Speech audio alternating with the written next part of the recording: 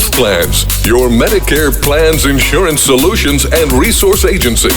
We have a variety of plans and products that fit your needs, benefit requirements, and budget, with many low or no-cost premium plans, zero co-pays, and much more. Our licensed benefits advisor's priority is your health and well-being. Call us today and book your no-obligation consultation. 1-929-367-5269.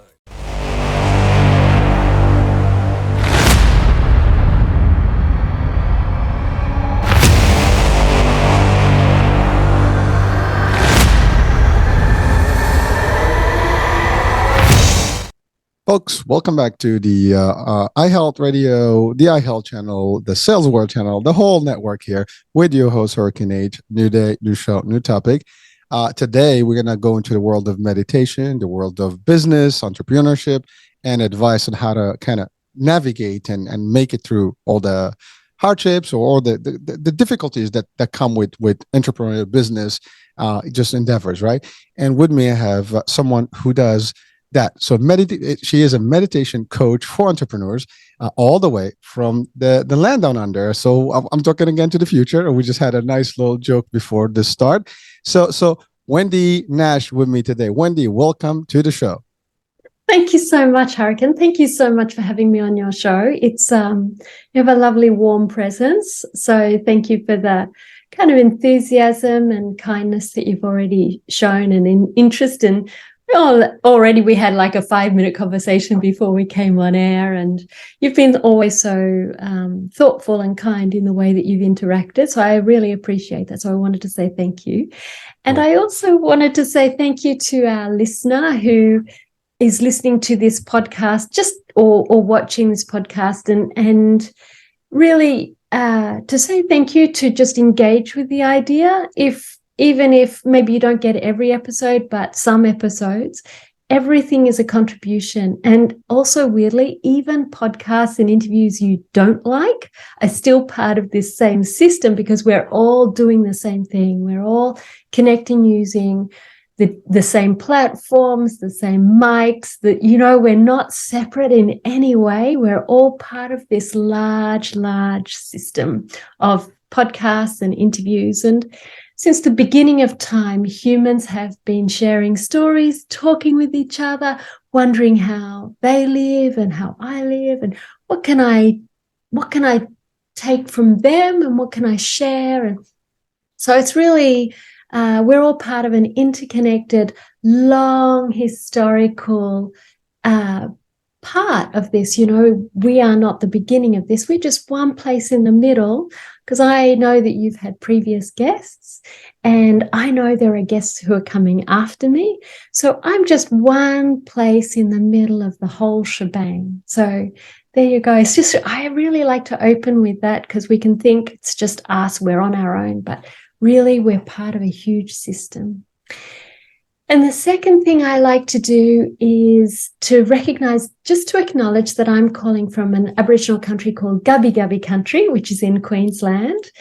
So I'm just a little bit south, about 1,000 kilometres south of the Great Barrier Reef. And the thing that I think is really important to recognise about Aboriginal societies and cultures, and I'm not Aboriginal, but I really respect a lot of the little that I know. I find is really interesting and thoughtful and creative, and they've been working and understanding and observing this country for 70,000 years, and they've been dealing with a whole lot of different cultures and people and ways of moving in the world. And during that time, they've been sitting there crafting, what do you want to take?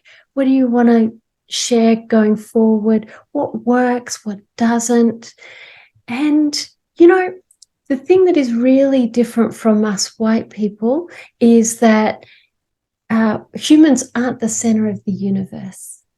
So we are animals in the same way as you have the ocean, the fish in the ocean, and you've got the plants, and you've got the sky and the stars and the rain and the water, and everything is all part of a larger system. And I just really appreciate that. That's that acknowledgement and contribution to care for people, to care for country. And I've thought a lot about my own ancestry. You know, they think a lot about ancestors. I've thought about my own ancestry, and it's English and white. And I go, yeah, basically, we're not very nice people. We've kind of stolen bodies and resources for our benefit, and certainly not for anybody else's. And I also like to say to anybody who is not white, to say sorry for the harm that we have caused, because we have done so much harm and we continue that, and it does nobody any good. So I just want to say sorry. So there you are. Thank you. Thank you, Hurricane, for letting me say that. Well, no, thank you. And again, big word. Two words, literally huge words. And I think sometimes we miss those words in our lives. And I appreciate that you started with this, because actually literally give me goosebumps, listening to you, because it is powerful. And I think for all audiences, the power of thank you is beyond belief, beyond what we can understand. And it doesn't take much to say that. And it touches the heart, it's really true and real. And it is. We should thank a lot of people for, everybody in your life. You should thank your family, your friends, the world, and there's so many things that we should be thankful for on a day-to-day basis. So thank you for doing that, and for really sharing that message with our audiences. And you mentioned something about the podcast word and the communication. It's a world on its own, literally, and it's evolved over the years. And the purpose of the work that a lot of the people do in the podcast, talk shows and stuff, is really education and enlightenment and inspiration and motivation. Yeah, there's businesses behind it, whatever the case may be. But at the end of the day, I refer to those shows sometimes as lectures. You get some real lectures out of these things, and some real, stuff that you can take to real world, practice and application. And it's just big. So thank you for that. And I want to also thank you for what you said about the Aborigines, and just the culture and the interaction and the history sometimes that has some sort of an impact, one way or the other. And sometimes we don't do that, where we thank, the natives of the land, and highlight, their work, and sometimes the atrocities, whatever you want to call it, the bad things that happen over centuries. And it is funny that you said this today, because I'm not sure if you're following the world's FIFA, and in Qatar there's the world soccer cup, football cup, and there was a lot of back and forth discussions about how Qatar is doing, with regulations in terms of certain things. And one thing that came up, the FIFA, president had a speech that he had, with some that he presented, and one thing he said is that we Europeans should actually, we've done a lot in the last 3,000 years, and we should actually probably apologize for the next 3,000 years for things we've done. So it's funny that you said that, because this was, totally like two different events, and, you didn't even realize that, but it's really like the same message that he claimed, or he stated yesterday. I think yesterday it was when he had that statement.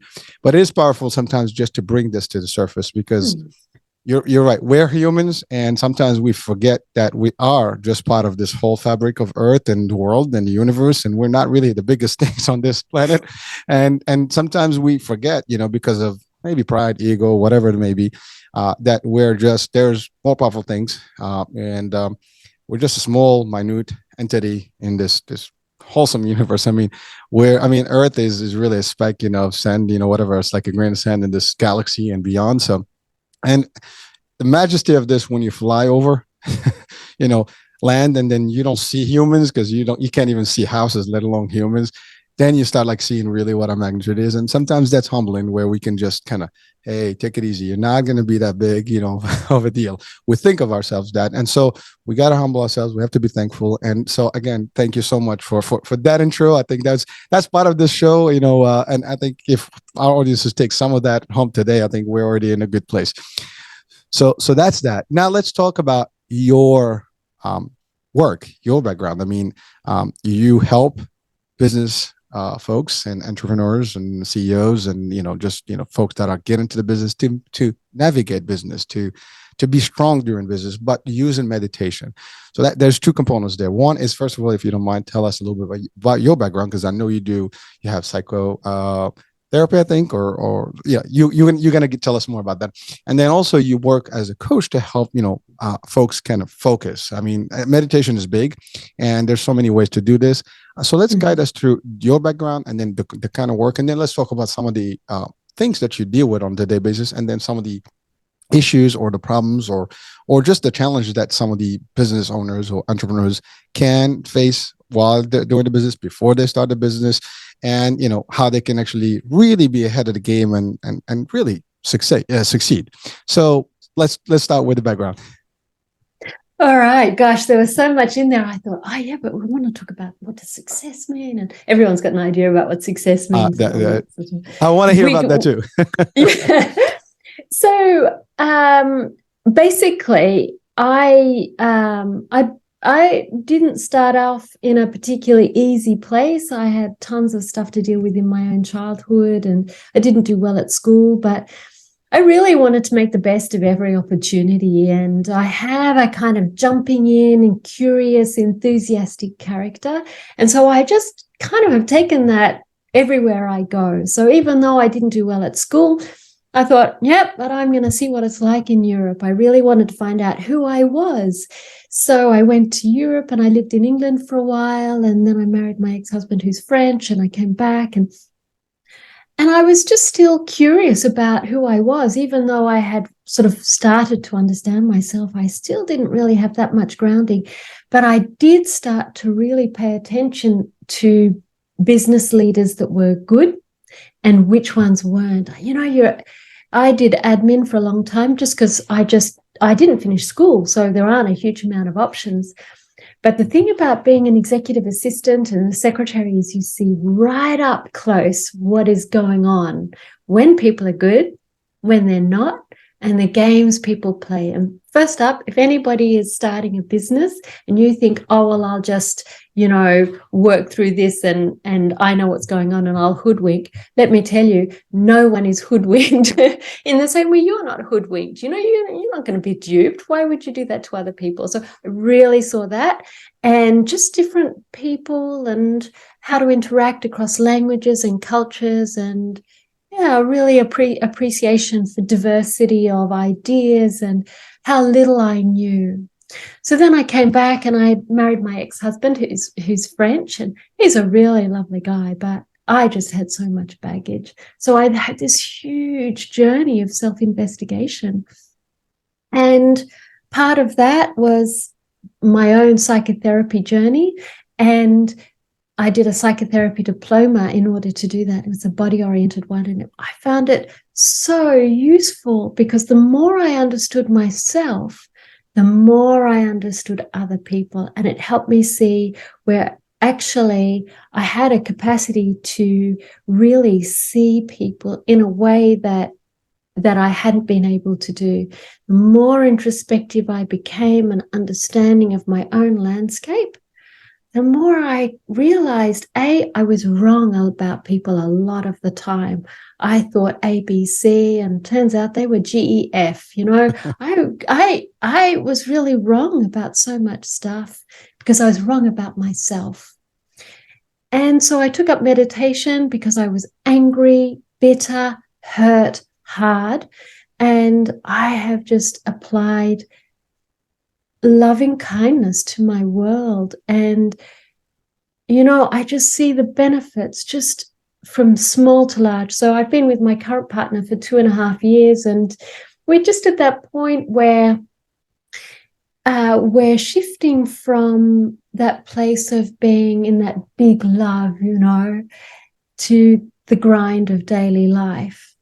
And I said to him yesterday morning, I just said, I feel so loved. I just feel so loved by you, and I feel, and we are kind of in this love bubble.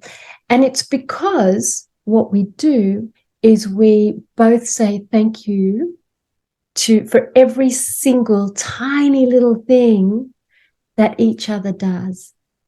And we do raise difficulties, but it's always done with sincerity and kindness.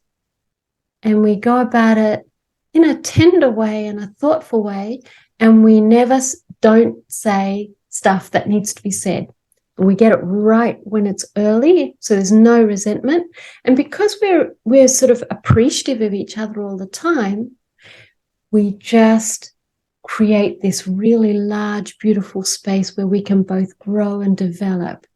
And that is the approach that I take, and that's what I see with my clients.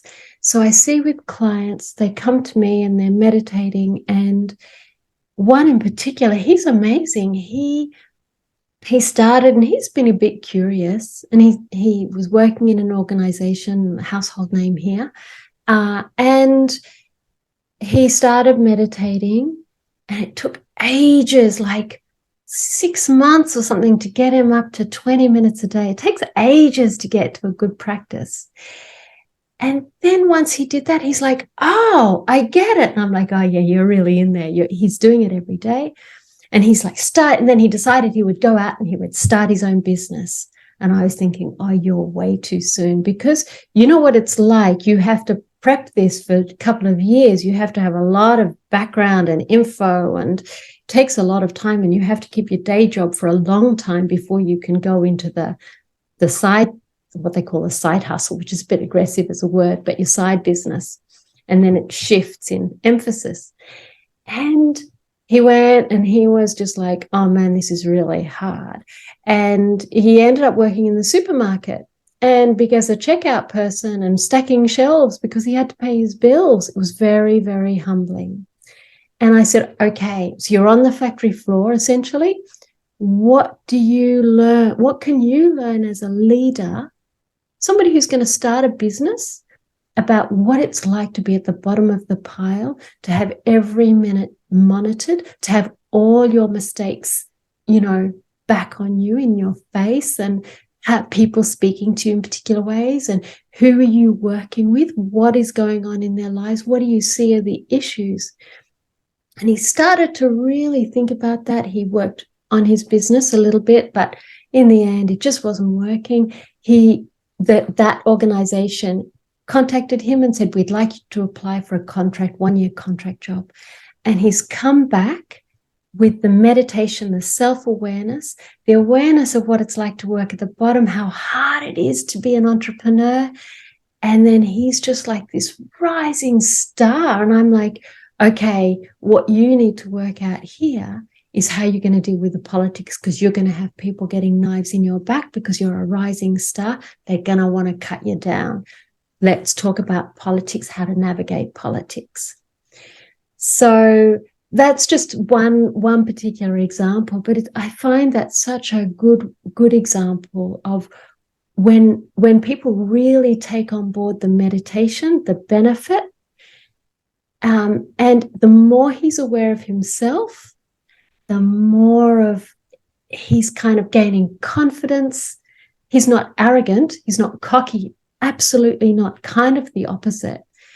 He's very, very humble, but he's really curious about who he is and how to interact with people. So I hope I have answered your question. There's plenty in there. And I'd like to just, kind of break it down a little bit.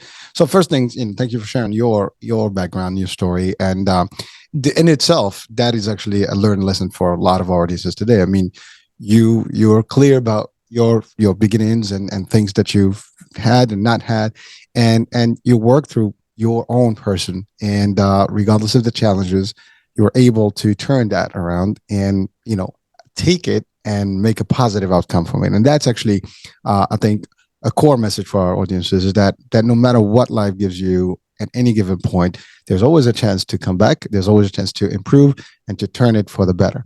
And I love what you said about, where you started using kindness in your world. And I think that's also something that's becoming a little bit less and less available these days, unfortunately. And I think it's time to bring some of that, to the world. And hopefully, again, some of these shows can bring some of that positivity and some kindness in the world.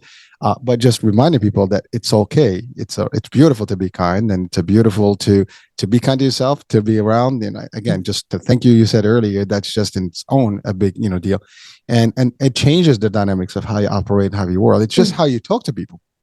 Sometimes I just today I had an interesting event that happened, an incident. It was not an incident. So I parked and I went to grocery shopping, and I go to this parking lot, and so there is I know how to park my vehicle, so I just pulled, and I know this area. So they have these air stations where you can actually inflate your tires. So but it's only 2 units, and it's on the other side.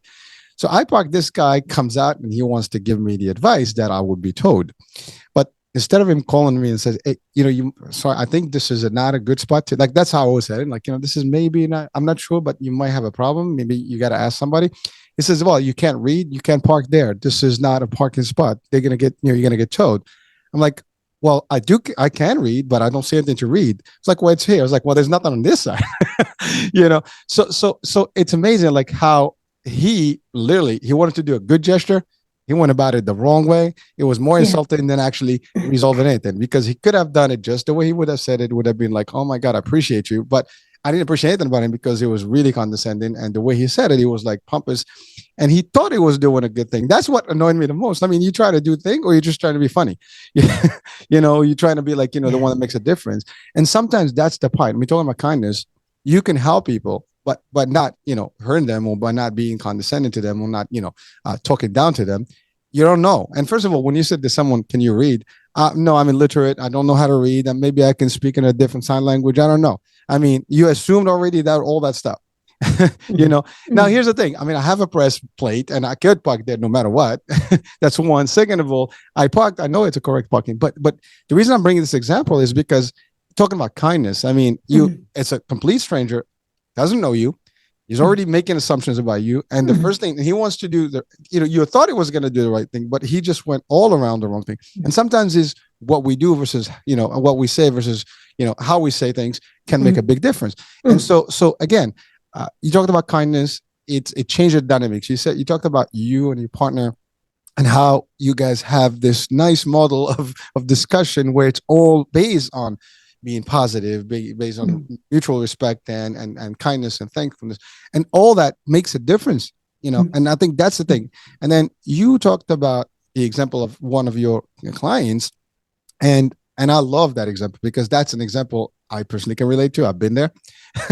I can literally speak to those levels from the top to the bottom and back to the top.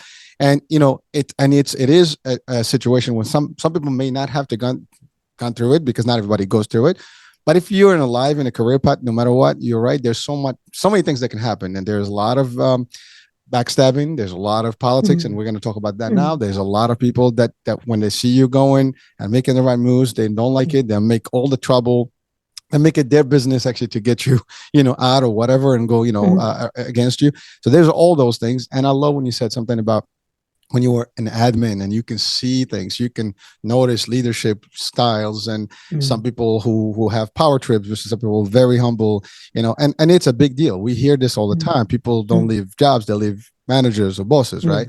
And so it is real, and people don't realize that. It's just how you talk to people. Not everybody in a position sometimes is really fit for that position. They might have a role, but they don't know how to do it. And the biggest part about any role is personal touch, is like how you handle the people that work with you, not for you. That's the other thing. I'm in the personal belief that no one works for no one. Everybody works for themselves. And yeah, we do share a job and we have different titles based on whatever our opportunities and, our maybe expertise and so on and so forth. But at the end of the day, no one's better than anybody or the other person. It's just a matter that, I refer to it in my world like ranks. Everybody's got a different rank, and so based on experience, it's like, you're military type, and, you're a colonel, you're a general, whatever. So that means you have a little bit more, chips, but those chips are earned by experience, not because you're better, than me in a personal level, right? Your expertise makes you better, in that ranking, but not human wise. We're all equal. And I think that's a different, a view and perspective when you talk, in business. I mean, I have been in leadership for over 20 plus years, literally 25 years. And I can state it this way. And I'm very happy to say that I hope that I've never rubbed someone the wrong way, and I still have a good relationship with all types of folks that I've worked with, whether they report to me or I report to them, or I actually, partner with them. Now, of course, there's always one or two folks that may not, connect with you, and that's okay. And, there's no reason, there's no problem with that. I actually respect everybody, because even the ones that kind of did something that was not appropriate to me, I appreciate that, because of them, I learned a lot. Because of them, I was able to actually take that and apply, to your point, what I did not want happen to me, I make sure that it's not happening to other people. So that's important. And then the idea of starting a business that you talked about, most people think like, oh, it's an easy thing. Well, it is as easy as difficult as you want it to be. It's easy, yes. Anybody can start a business. You can just incorporate or whatever and start something, right? Buy stuff or create a service and do it. But dealing with what comes with it, the pressures, the stress, the financial stuff, the human factor, especially if you have to recruit and stuff. Recruiting itself can be a challenge. A lot of stuff can be available to you that can really, really hurt everything. And if you're not prepared well enough, mentally and physically, he will challenge you, and you probably will give up and stuff. But the example you gave about your client is that he experienced all different levels, and the fact that he had to go back to the floor. And by the way, when I say I relate to it, I've been there, where I had to restart, from a top, position to an entry position type. I've even, gone literally off, and there's a time where I had to work literally in a supermarket, back in the days.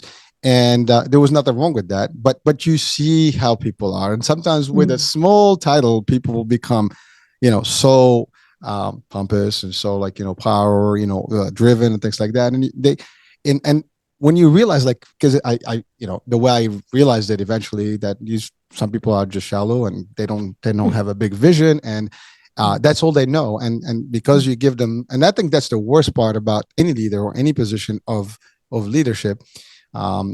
When you give someone a title and an authority, it's how to manage that. And most of the time they lose themselves in that title or that particular role. I'm like, I got this, I'm the boss, I'm this. At the end of the day, you're the boss of no one when everybody leaves you. But as an experience for someone who actually goes through it, it is humbling, and you appreciate everybody. You appreciate everybody, from the person that is just starting to that person that's on top, and there is no difference. It's just a matter of doing the work. And again, you have a role and you got to do your job.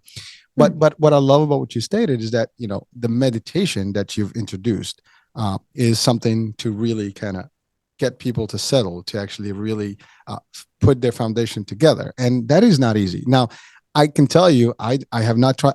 I do different types of meditation, if you want to call it. Not, and I'm not sure the meditation format that you use, but I mean, I do like martial arts, and I do some that kind of thing, like Zen or whatever. So I do some stuff, but it's not really your formal meditation. I've even tried hypnosis. So I've done a lot of things, but so I want you first. I just wanted to break that down. That was the whole piece here. But now let's break down the meditation protocols that you use. Any format, any particular background. Is there anything specific about it, and how does it work? That and then of course, what would be a good time frame for someone to really master it? Because you said it's not easy and it takes time to actually develop into it. Mastering meditation. Yeah, well, that's, when I would say the Dalai Lama probably has mastered it, but I'm just not so sure about anybody else. I don't even know what that word means. So, we have this idea that we're here, and then, one day when I sit down and I'm going to meditate and I'm going to get good at it. And kind of, you don't ever get good at it. You just get less bad at it, maybe, or you have I don't even know if that's true. I think I would say you become aware of what is going on. So it's more that you start from, wow, my mind is crazy busy, and therefore I can't meditate, which is the starting place. And so therefore I'm going to never do this again, because I can't meditate because my mind is crazy. So that's a pretty common place to start, and that's a line that I often hear. But it's more that is an initial place to start. But even there, you can see that actually I'm going to become aware of the mind. So it really, what's important is to engage with the fact that the mind is wild. And my style is to, my feeling about that voice, which is really kind of full on and intense, is, first up, I call it the opinionated mind. Some people call it the ego, but I'm just like, you should do this and you should do that. Like my mind's just going, oh, you're hopeless and you're useless. And I don't think I am any way, shape or form on my own on that one. But so what I do when it gets really full on and busy is I just kind of go, oh, what's the emotional quality to this voice? Because, when you're listening to a friend or you're in a cafe and you hear someone speaking, yeah, they sound really upset, actually. So it's more like, so there's a quality that's emotional here. What is the emotional quality? And once you kind of stop that kind of crazy mind and go, what's the emotional quality here? Then A, it stops the mind going kind of crazy. And B, it means that the mind, the opinionated mind, so that stops going crazy. And then this awareness has a sort of, which is the witnessing mind, has a chance to speak. Because for as long as the opinionated mind is going nuts, that awareness voice, which is soft and gentle, but really clear, it just needs space to come up. And so it's working with the opinionated mind and the spacious mind, the aware mind. That's the juxtaposition to work with. So I like to call meditation training the mind. I mean, that's very clearly out of the Tibetan tradition. And so there are kind of three, I'm going to like a little pyramid. So the foundation of meditation, or I guess Buddhism, I'm Buddhist, so this is it, is the ethical position. Basically, if you're behaving in a shitty way, you can never calm the mind, because if you do something a bit off or unclear or a bit skullduggery or just a bit funny, your mind gets really haunted by that. The aware mind starts to go, you were a bit dodged there, actually. So you can't ever have a clear mind, a calm mind. So I'm not going to use clear mind because that gets a bit funny. People think that means no thoughts. You can't get a calm enough mind, because you can't get a kind mind, because there's a part of you which is going, you were a baddie, you were a baddie. So ethics is really important, and that's a kind of a large topic, ethics. But basically, look for any act of kindness or care or softness or warmth coming your way, and allow yourself to receive that. And then you will feel good about who you are. And then you will behave in a way that is gracious to others. So like you said with your parking gentleman, he was a bit off. And, sometimes my partner's sharp with me, and I skip the sharpness because I know that he's not intending it. I just really focus on what the message is. Okay, so he's feeling a bit frazzled, or he's feeling irritated by it, whatever it is. So I just go, okay, I'll leave him to it, or, can I help, or whatever. So the foundation is ethics. So how well are we receiving other people's gestures of kindness? How thoughtful are we in how we respond to that? How much care do we respond? How graceful are we in how we respond to that? And then using that.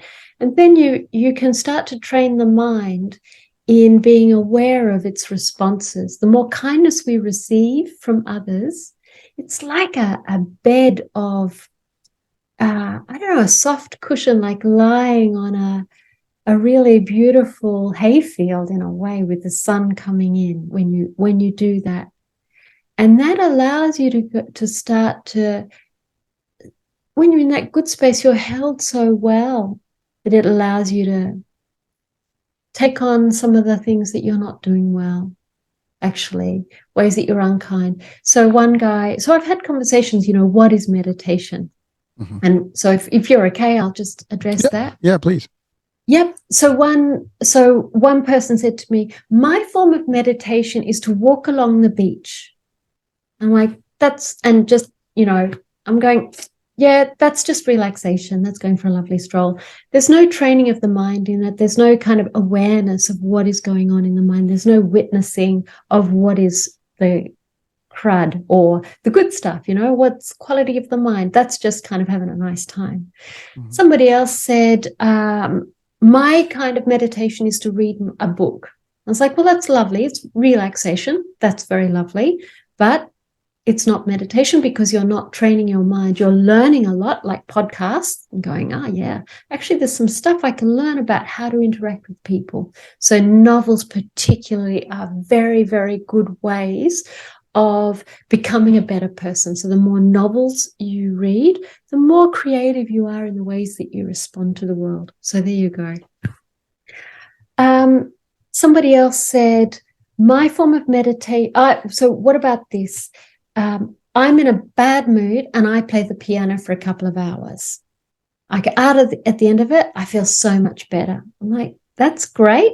That's flow. That's not meditation, because all you're doing is getting into this bad space, and I suppose it's calming the body, but it's not really got that mind training. You're not going, what was it that arose before that made me in that bad mood?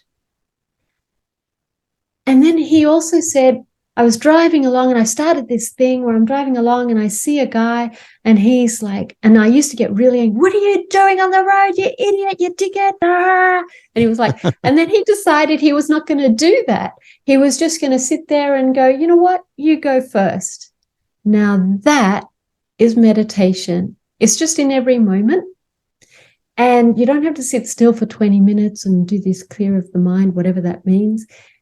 He's going, I'm kind of an ass when I'm on the road, and I don't want to be one of those shitty old guys who's just screaming at everybody on the road or screaming at the television. I'm going to change the way I do this. And so I'm going to be aware that every time somebody does something that basically pisses me off, I'm going to hold back. So there's restraint there. And I'm going to let them go first. Now, for other people who perhaps have more tendency to be restrained, actually they might say, I'm going to speak up for myself. I'm going to express myself. Instead of my automatic response is to hold back, I'm actually going to come forward. So it's to observe, I can feel myself pulling back. I'm not going to do that. I'm going to come forward. And then there are some other people who tend to put everybody first and struggle to find delight in their own world, because they're just putting everybody first. They're caring for everybody. Their bodies are all falling apart. They're not living well. They're sort of quite a passive aggressive style. Mm-hmm. And for those people, it's really important to kind of go, actually, I need to take care of myself, and I can feel I'm starting to get a bit passive aggressive or feel a bit burdened and I'm enduring this or whatever it is, and to go, I need to actually become more aware of what's going on and say no. I'm going to say no to that, actually. So I heard something and it was like, a no is better than a no-show. I thought that's perfect for those people. So it's all about changing the habit of what you usually do and kind of doing the opposite. So Wendy, I'm listening to you, and just, it's funny because when I said I do some meditation, I was referring to like relaxation. I guess that was it. I mean, in martial arts, they train you like where you just, sit and just kind of like close your eyes and kind of just, try your mind. But this is beyond that. This is like literally like, having a focused mind, literally like, and understanding what your levels are, and you are in control. Because that's the thing. I think most of us are not in control. I mean, we think we're in control, but we just lose the cool quickly. It's like all it takes is one trigger. It's like, but someone that's completely like, anchored into the ground, they're just like, okay, sure. And, it's funny you mentioned the Dalai Lama and Buddhism and stuff. That's one trait about, the monks, for example, they're very zen. I mean, you can't get them to even get emotions. I mean, they're just like, sure. I mean, you have to be at a certain level of really awareness to actually be able to do that. Most of us probably cannot do it without practice, or at least get it into the system and understanding what it means to get there. And let alone when you're in business, you're going like 200 miles an hour. And the last thing you have in your mind is like you take a minute and just to kind of like reconfigure your brains. It doesn't work that way, because you're like, I got to do this, I got to do this, I got to do that. And then you have issues, you have people, you have emotions going. So it's like everything is happening, and it's like all your brain is like firing up these synapses are like just like the messages are going left and right. It's like there's like a thunderstorm going on. But this is like the opposite. This is like almost like there is no storm in there. You just like nice. And at least that's what I'm getting from the vibe, is like to understand. And then you're removing the negativity, you're removing anything that's bad, that's triggering your emotions and your reaction, and you're just like, and then also taking responsibility, I guess. Because when you said something about being aware, because that starts with that. I mean, if I'm driving, I'm like, every time I'm like, I know that I'm the one who's making noise, and all of a sudden I'm like, oh, I'm just gonna, please go. That's being aware of like, something, but being aware is a whole different process, because that's where you got to be, at least you have to ask the question. How many people ask the question, like, am I wrong? Did I, believe it or not, today with that incident, I had to question myself. Did I overreact? Did I react the wrong way? Was that wrong? Was that right? And I kind of like, try to, maybe I could have handled it differently, but the guy just kind of rubbed it the wrong way, and he just didn't have a good approach about it. And I didn't do anything to him. I was just like, whatever, get away, that kind of thing. But I could have probably even ignored him. But so he got to, to press a button that, sometimes, you're in the wrong place, the wrong time, and he just like something, and it just triggers. So your world of meditation really, teaches, someone to actually kind of stop and really revamp their mind, revamp the way they feel, they think, and they approach things. So what would be a process for someone, for example, watching today or listening? How long will it take them to actually get into a moment where they can really, really do this? And I know we're not mastering this. It's probably not, not achievable to the common folk here, but at the end of the day, it's something that we will thrive for, because I think everybody want to be in that position where they can have, mastery or control of emotions and the mind, and be clear about what they want when they do it. And no matter what faces them, no matter what faces them, nothing faces them. You know what I mean? So it'll be like, okay, like, sure. Like that's the other thing. Like we see this in, I watch a lot of movies that have to do with disaster or catastrophe and stuff. And the reason I watch those, because I actually analyze the reactions. Now, these are all scripted movies, but you like, I start asking the question, am I going to be this one? Or am I going to be this one? Am I going to be the one that's going to do this? And so I use that for me. And then also like to see like how people sometimes behave, in their certain circumstances, because people can go nuts. I mean, we talked about how we feel that we are the ego part, right? And so that's a challenge. But when you look at that, you're like, sometimes you have to like question things. And am I that person? Will I be the bad guy or the good guy? Or the villain or the actual good? It is hard sometimes to actually, and most of us don't ask questions. We just live and do. And to take a step back and just kind of like concentrate and start, zoning in and figuring out ourselves, that is a difficult task. So someone comes to you, what's that process? And what is a good way to determine that they've achieved some level?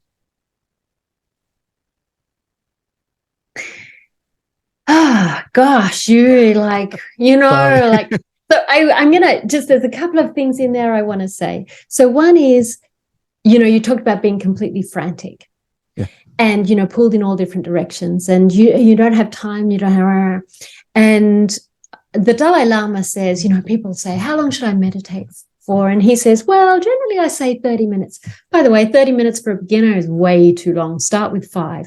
even that, I'd say start with 1 minute. I have people who have been doing 3 minutes for 6 months, so hard for them to get to 4 minutes, 5 minutes. It takes a lot of the body has to calm down, the mind has to calm down. So 30 minutes. And he said, but if you don't have time, an hour is required. And so that's counterintuitive. But what he's saying is you're really not using your time wisely. You're kind of reacting to everything. You're not responding to the world. You're not thinking ahead. You're not engaging with things as they are small. You're kind of reacting, and your mind is very raw, I guess, untrained, I guess. And the other thing I wanted to talk about, and I don't have it here, but because I normally have 2 vases, but I'll just go with one. I'll just do 2 things. So one is, here, this is a jug, a water jug, a pitcher, I think in American you call it, and it's quite pretty. It's got little dots and flowers and blue things. A friend gave it to me several years ago. And so here's my question to you. Does the jug, the pitcher, does that cause your feelings? It does. Okay, so right. So here is the main issue, because actually it's your own body, your own mind, your own awareness, the way you see the world, the way that you have kind of imagine beauty is, or attractiveness is. But it's your body, it's your mind that is reacting to something that is very neutral. So, and now I'm going to hold up, I'm just moving house. So my usual props aren't usually here, but I'll see if I've got something. I've got this thermos flask because I drink 2 liters of water a day. So imagine this is really, really ugly. Okay. And so now, this ugly thing, does this ugly thing cause your feelings? Potentially. So it triggers them. So what it is, in the beginning, you get something that's, you've got a new car or whatever it is, and you're like, wow, I love my car. And then, you drive down the street and you look at somebody else and it's like, oh, I wish I had that car. And suddenly your own car looks a bit dingier, a little bit less glamorous, whatever. Now, the car has not changed. All that has changed is that your way of understanding, your mind, your body is looking at exactly the same thing. Like we're talking, 1 minute later. So the car isn't damaged or anything like that. It's no different. But you see the other one, you go, my one's not so good anymore. And so you can say, well, it's now an ugly car. But actually it hasn't caused your feelings. It's your mind that is there. And just to respond to that thing, you watch disaster movies. And a couple of things out of that, be careful about what you watch, because it's a bit like eating junk food. You can eat Macca's and KFC and all this stuff, but it's really bad for you. And all you're going to end up is a lot of cardiovascular disease and diet 50, so don't eat that shit. But in the same way, just be careful about what you're ingesting in terms of the world. And does it make you feel like you're kinder? The world around you is kinder. People are more thoughtful. Now, I don't need an answer on that, but it's worth investigating and inquiring about what good is this doing to my mind? So I just put that there, like watching the news. It's good to watch the news, be aware.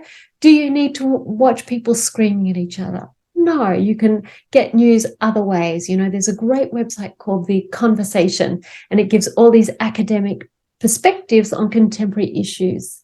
So you don't get that vitriol, but you get the content. So that's a little heads up on that. But I think there is a Navy saying, and it says, you behave in a crisis, you behave according to your level of training, not to your level of education, something like that. So if you want to figure out how you're going to respond as you know, in that emergency, whatever. As you go down the street, pay attention to how so when you're driving along and there's a near miss, an incident, and there's a near miss and you just swerve slightly or someone swerves into your lane, how do you respond, actually? And in that moment, that's where the training happens. And you can think about it. And people always think they're better drivers than they are. I'm a big car, anti-car advocate, just activist here, just me. So I'm just giving you a heads up on this. I do tons and tons of research into traffic and why people think they're good drivers when they're really not. And it turns out that it's because I'm a good driver. It's them who's the bad driver. I know this one. Anyway, so the reason is that all those times when you change lanes and nothing happens, you correct and you think you're good. Or the times when the traffic slows and you stop in time, you think you're good. But actually, what it is that you aren't aware of all the times when you have a lot of near misses. So that's my little car advocacy thing. So you think you're a good driver, but chances are you're probably not, because people always overestimate their capacities. We think we're really good when really a lot of the time we're wrong. We're stupid. We do dumb things. We think something's going to happen and it doesn't. So anyway, I'm hoping I answered your question. Did I answer your question? Yes, you did. And as a matter of fact, thank you, because I love what you said, because we all have that whole feeling that, we're the perfect, entity, and there's our stuff doesn't stink. You know what I mean? Everybody else is wrong and we're always right. And I love that, because once you're aware, you do realize that is not the case. Sometimes it is us, and it's always starting with us, no matter what. We put ourselves in positions. To your point, if I didn't even want to acknowledge the dude today, I could have done that. I could have just walked away and nothing happens. I wanted to make a point, but it wasn't really the point. It was no point. And you realize that like a minute, like what's the point? I mean, he triggered it. So just an example, but this is something that happens all the time. But that's the thing. Like, we have to be aware of things. Whether the card, you mentioned something about you have something that's valuable. The minute that you see something else, that value is overdone. It's just your mind. But that didn't devaluate it, just that now you see something different. And so your mind is playing tricks on you. But again, you talk about awareness. That's really what it starts. Most of us may not be aware. We're like almost zombies. I refer to it as such because we're really like in the zone hypnosis type of thing. And we're just following the dynamics of life. And we're not taking a minute, to breathe and just like sink it all in. And that's, I think, a big problem for all of us, and most of us who have not taken the time to exercise. And I love what you said about 3 minutes. I mean, of just pure, reflection and just, being you and aware. I think it takes a minute. Probably is going to be hard just to do that, just to really start thinking about yourself and just eliminating some of the stuff and see how you can react with difference. It is tough, and it's going to take more and more for people to actually get there. So I know we have a very, high time. So a couple of things before we close. What would be some of the advice to some of the business owners or business, I guess, people that want to start a business, or people that want to start a business in general, or they're starting, or they're just in a position, how they can really maximize their creativity and get the best out of themselves using meditation, or the power of meditation? So there's a question that I always think is really useful, which is, what am I not seeing about this? Somebody, like I had an interaction with somebody yesterday, and I just thought, I've been having this relationship with this person. It's not somebody I see all the time. It's just somebody who comes into my life periodically. And I just get always rankled by her. And I'm just like, what am I not seeing about that? What am I not seeing about her? What am I not seeing about me? What am I not seeing about the interaction, about the dynamic that's created? Once I understood that, I was like, now I know what's going on. So whenever it kind of bumps up, I'm just like, I know what that is. I don't have to do anything, but like your car, your parking guy, he just rattled me. So that's one. What am I not seeing about this? With all your problems, with anything you're about to go into, somebody you meet, somebody you feel like maybe they're a bit dodge. Are they being honest? What am I not seeing about this? This is a really good question. The other one is, if you've got somebody who, I would always encourage people to look particularly with staff, it can be really easy to get a bit judgy. You haven't done this, you haven't done that. So I like to go, we have conversations and situations in work that are we need to be straight with people. You can't just be good or bad. So I like this framework. I find it really, really good with people. What are you doing that's good? What are you doing that's bad? What is unknown here? What is here going on, maybe in your world, that is making it not work, or maybe what else is going on? And it could be they don't feel like they have enough information, and maybe that's why they're underperforming. They may be having a whole lot of stuff going on at home. They may just feel really nervous and feel insecure about whether they've got the skills and stuff like that. But if you don't ask that question, you don't know. So what's good? What's bad? What else is in here? What is unknown? And what's the overall picture? Where do we go to from here? And I think if you just do that, those two things, look for kindness. Always look for kindness. Some people come with such good hearts and intention. There are some people who are shits, Jeff Bezos, he's not sitting there going, how much can I share and give to the world? When he started, I think his ex-wife has kind of showed him up big time. So he's kind of caught out there. But yeah, so she really highlighted to him how mean and stingy he is, actually. And so his conscience is pricked, and he's just been given a whole lot of money to Dolly Parton. So it's just interesting to kind of say, if you're good behavior, we want to be kind. We just need to find a way to be kind. And every time you cut someone down, it's no good. So be sincere. Be kind. And if you are sincere and kind, you can kind of say anything to anyone. But if you're tricky, or you're sneaky, or you're brutal with yourself, with others, it's like that's a crash and burn in all aspects, actually. So that's what I would say. That's my advice. It's probably a lot of advice. There is a lot, actually. So, usually we end the show with the piece of advice, and I think we have plenty there. But just before we end today, and first of all, I want to thank you again. We start with a thank you. We'll end with a thank you for everything. I think we had so much powerful stuff that we have taken today. Wish we had more time.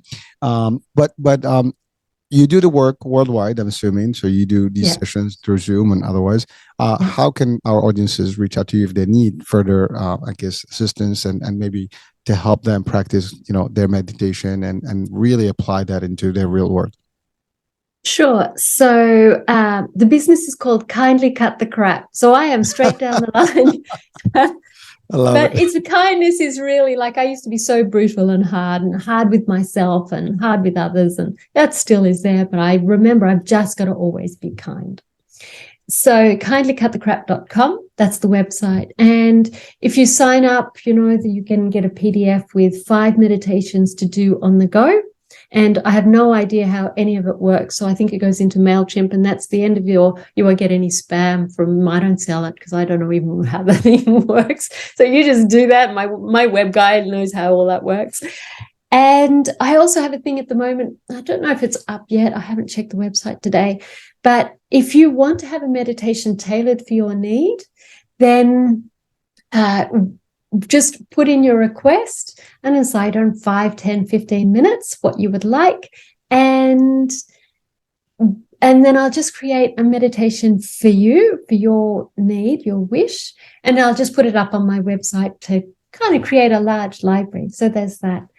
And just to say thank you very much for your time. And I work online, as you said. And I think that's it. Did I answer every question? Yes, you did. And again, we will have description of your site on your link to the site on the description show, so people can actually reach out to you, because I think there's a lot of value there besides, those things that are available. I think for, some people may need more work and assistance, on a long, term. So we'd love to actually share that. Again, this is about you and your value that you bring into the world. So keep up the great word and, work and the word that you actually putting out there, across podcasts and other type of forms. And for me, I mean, I enjoyed this chat, and I know you have hard stop now, so I'm not going to keep up any further. So Wendy, thank you so much for being with us, and for the time that you spent with us, folks. Thank you for being with us today, for watching and listening, and hope that this show does bring you a lot of new things that you can apply in real life, and hopefully make you better at whatever you do, and more successful. Again, we didn't get to the definition of success. Maybe our next one we'll discuss that. It's a peaceful heart. There you are. If you've got a peaceful heart, everything will just feel successful. And with that, we will conclude our show today. Thank you so much, folks. We'll talk soon. New day, new show, new topic, new guest. Bye for now. Thanks, Hurricane.